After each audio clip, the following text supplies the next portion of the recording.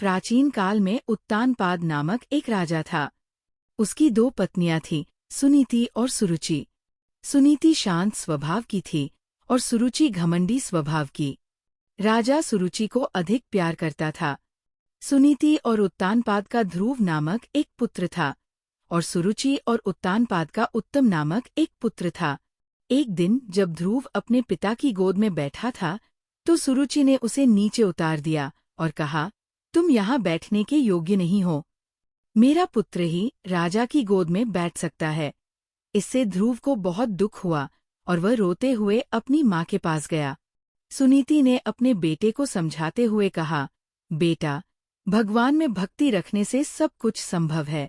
यदि तुम श्रद्धा से विष्णु की प्रार्थना करोगे तो तुम न केवल अपने पिता की गोद में बल्कि भगवान के हृदय में भी स्थान पा सकते हो।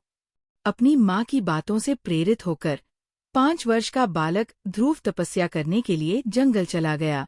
उसके दृढ़ निश्चय को देखकर नारद मुनि ने उसे घर लौटने के लिए मनाने की कोशिश की, लेकिन ध्रुव अपने निर्णय पर अडिग रहा। तब नारद ने उसे ओम नमो भगवते वासुदेवाय मंत्र का जाप करते हुए ध्यान करने का उपदेश दिया। ध्रुव ने जंगल में जानवरों, कठोर मौसम और ठंड की परवाह किए बिना महीनों तक एकाग्रता से तपस्या की। उसकी भक्ति से प्रसन्न होकर भगवान विष्णु उसके सामने प्रकट हुए।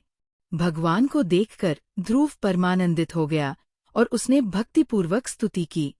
जब विष्णु ने ध्रुव से वरदान मांगने के लिए कहा तो ध्रुव भगवान के दर्शन से ही तृप्त हो गया था और उसने कुछ और नहीं मांगा।